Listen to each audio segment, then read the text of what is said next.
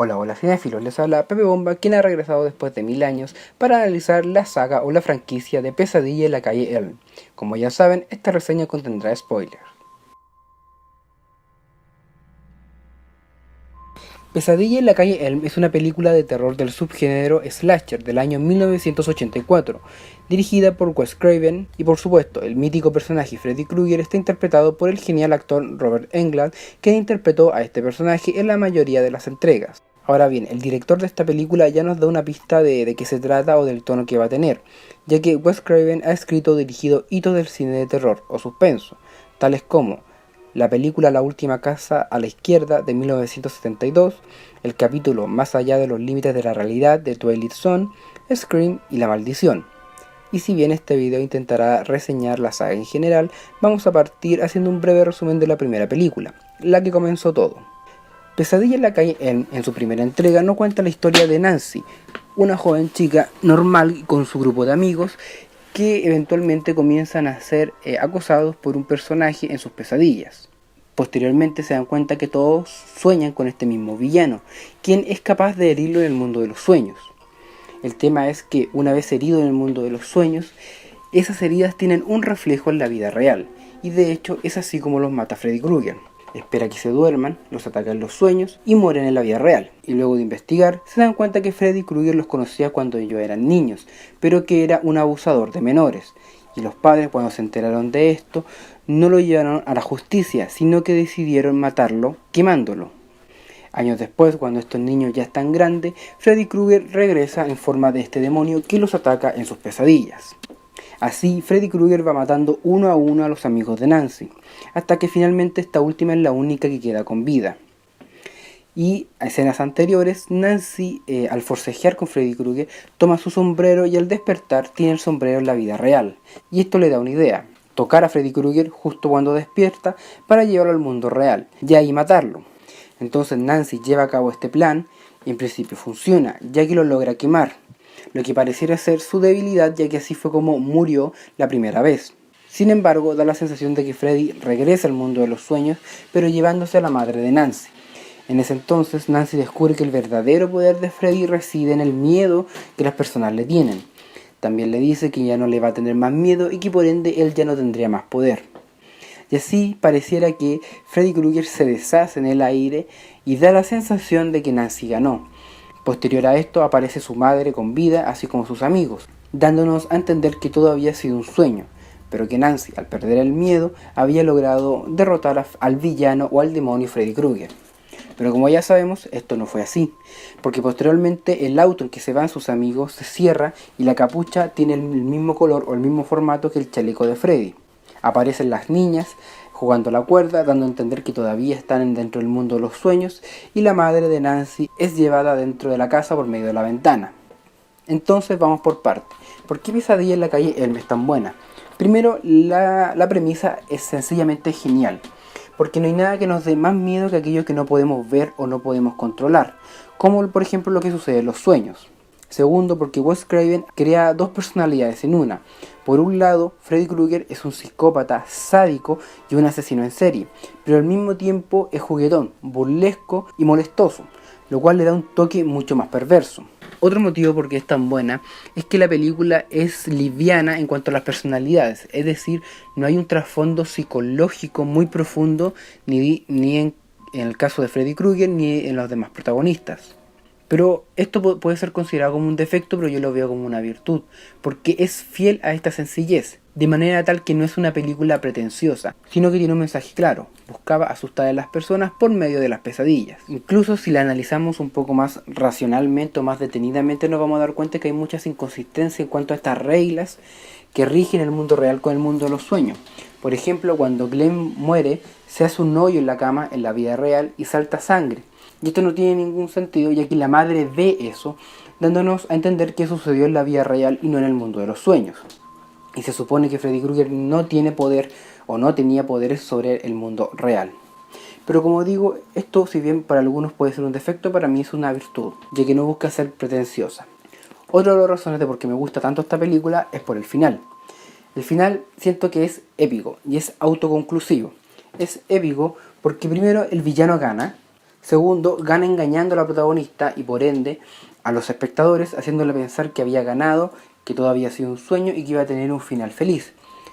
Y esto se puede reflejar gráficamente, ya que las escenas finales son muy iluminadas. Hay mucha luz y los colores, la paleta de colores es clara, hay muchos colores blancos. Incluso, si la memoria no me falla, la mamá está ocupando una especie como de vestido o camisón blanco y Nancy también tiene una polera blanca.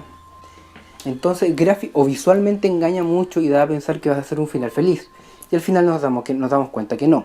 Y es autoconclusivo porque, como ya les dije, la motivación de Freddy era vengarse de los padres que lo habían matado asesinando a sus hijos.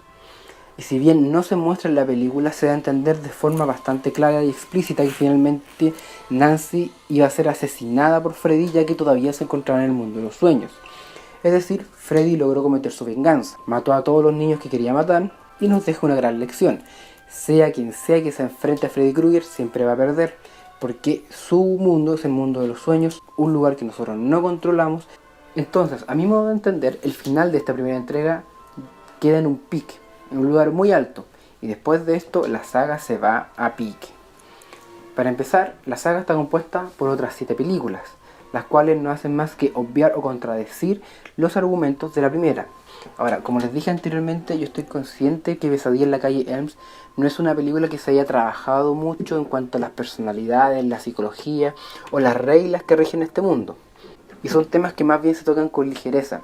Pero aún así, la primera película se mantenía fiel a esa ligereza. En cambio, las secuelas solamente buscaron explotar la figura de Freddy Krueger sin pretender ni un mínimo de consistencia. Por ejemplo, en la segunda película vemos que Freddy Krueger quiere traspasar o venir al mundo de los vivos, al mundo de la realidad, para poder matar en la realidad también, lo cual no tiene ningún sentido y no se condice con la personalidad ni las intenciones del personaje. Es decir, lo más tenebroso de Freddy Krueger es que él te atacaba en los sueños. No tiene ningún sentido traerlo al mundo real, y eso simplemente le quita todo el miedo que provoca. También quiere poseer el cuerpo humano de un chico que vive en la casa que vivía Nancy, lo cual tampoco tiene sentido, porque él quería matar a Nancy porque sus padres habían participado en su asesinato. El hecho de que viviera o no en esa casa no tenía ninguna relevancia. Y siguiendo esta misma lógica, el niño que quiere poseer no tenía nada que ver con Freddy Krueger, es decir, nunca fue abusado por Freddy Krueger y sus padres no participaron en su asesinato. No tiene ningún sentido. Pero lejos, lo peor de todo, el peor error de todo lo cometieron en la tercera entrega de la saga. Para muchos es una de las mejores películas, después de la primera, claro. Pero para mí terminó de matar a la franquicia. ¿Por qué? Lo primero que vemos, o una de las primeras cosas que se nos presenta en esta película, es que Nancy estaba viva. Es decir, como que si el final de la primera película nunca hubiese sucedido. Ni siquiera dan una explicación ni más mínimamente lógica. También en otra saga, no recuerdo en cuál de todas, explican que creo que en esta misma, el poder de Freddy o su maldad venía dado porque su madre quedó encerrada en una especie de manicomio donde fue violada por no sé cuántos locos. Y de ahí nació Freddy, y por eso era tan malo. Lo cual no se menciona en la primera película y tampoco tiene ningún sentido. Ahora, esto es tercera vez que lo digo, insisto. Yo sé que la primera película no es una obra maestra de la consistencia, la lógica y la razón, pero se mantiene sencilla porque su finalidad era precisa. Era asustar por medio de un personaje que actuaba en el mundo de los sueños, lo cual funciona bien para una película, pero si eso se quiere extender a una saga, pasa lo que finalmente pasó con Pesadilla en la calle Elm. Luego, el 2010, parecía que íbamos a tener una nueva esperanza, porque se hizo un remake contando la historia original de nuevo, pero adaptándola a los nuevos tiempos. ¿Y cómo creen que funcionó eso? Pésimo funcionó. Y aquí les voy a dar las razones por qué yo creo que este remake no sirvió y por qué la mayoría de los remakes y de los reboots no funcionan. Porque el remake no cuenta ni hace absolutamente nada original. Algo que no había mencionado hasta ahora es que a lo menos el 60% del éxito de Pesadilla en la calle Elm es que en el tiempo que fue estrenada, las películas de este tipo, terror, slasher, fantásticas, eran relativamente nuevas o estaban sufriendo un auge. Por ello, este género era un lienzo en blanco en donde los directores tenían chip libre para crear historias bastante locas y desopilantes. Era una época de efervescencia creativa dentro de este género. Y también había un cambio cultural donde el cine se estaba haciendo un poco más liberal. Entonces, por eso se mostraba tanto a jóvenes teniendo relaciones sexuales, consumiendo droga y estando todo el tiempo de fiesta. Y estos dos factores, tanto uno cultural y otro que viene del mundo del cine, lograron ver nacer a muchos personajes icónicos como el mismo Freddy Krueger o Jason, solo por mencionar algunos. ¿Cuál es el punto? Que en el 2010 estas temáticas ya estaban más que reventadas, ya se había visto todo lo que tenía que verse respecto a este tipo de género. Entonces, el 2010 todo esto ya estaba más que visto y el remake no sorprende con absolutamente nada nuevo. Pero ojo, esto no quiere decir que el remake sea una basura. De hecho, si se analiza por sí sola es bastante buena. Por ejemplo, el personaje de Freddy Krueger es mucho más oscuro y tenebroso, ya que el actor que lo interpreta es el mismo que interpreta a Rorschach en la película The Watchmen, y le da ese toque más lúgubre o tenebroso. Y además se puede dar ciertas licencias que tal vez en los 80 no eran tan permisibles. Por ejemplo, hay una escena en que Nancy está en una cama con un vestido de niña pequeña y Freddy está acostado al lado de ella, haciendo una referencia clara y explícita a la pedofilia o a los abusos que sufría esta niña cuando era pequeña. Y eso tal vez era muy fuerte para los años 80 y no se hubiese podido hacer. Sin embargo, estos puntos buenos no logran compensar sus errores. Como ya les dije, el remake, si se analiza por sí solo, es bastante bueno. Pero ese es el punto. Al ser un remake no puede ser analizado de forma independiente. Siempre va a arrastrar la genialidad o el éxito de la película original. Freddy Krueger es un personaje demasiado reconocible como para cambiar su esencia. La actuación de Haley como el villano es impecable, pero no es Freddy Krueger, es otro personaje. Es algo similar a lo que sucede con el Joker interpretado por Heath Ledger. Heath Ledger hace una interpretación genial y nadie va a negar eso, pero no es el Joker, es otro personaje en el fondo. Por otro lado, hay ciertos cambios o ciertas decisiones que tomaron los productores o el director, qué sé yo, que no me parecen muy inteligentes. Por ejemplo, la iluminación. En la película original, generalmente las escenas eran bien claras y los personajes eran bastante contentos. Y cuando ellos soñaban, todo se ponía oscuro y tenebroso. Y ese cambio, ese contraste genera cierto terror o cierta tensión o cierta angustia. Porque cuando las luces se van apagando, el espectador va reconociendo que se viene algo de terror. Ya puede ser un susto de salto, una escena con Freddy Krueger torturando a los personajes, o una escena gore. Algo se viene. En cambio en el remake, toda la película es oscura. Siempre hay una paleta de colores muy oscuro, muy apagado. Entonces no hay una gran diferencia entre lo que sucede en la vida real y en el sueño. Es como si la película fuera una constante pesadilla. Y este tema gráfico visual se ve reflejado en las personalidades de los chicos. En la película original, los protagonistas eran jóvenes alegres. Entonces cuando sufren producto de Jason, a uno le da pena. Uno no quiere que sufran porque son jóvenes alegres. En cambio en el remake te da lo mismo que sufran por Jason porque ellos ya sufrían desde antes. Los protagonistas son muy emo, muy dark, como que siempre están tristes. Ahora, yo entiendo que esta decisión la pudieron haber tomado porque los productores o los guionistas, qué sé yo, pensaron, bueno, estos chicos fueron abusados sexualmente cuando niños, se justifica que tengan una personalidad un poco más apagada. Y está bien, pero no se logra el mismo efecto. Entonces, visualmente es una muy mala decisión.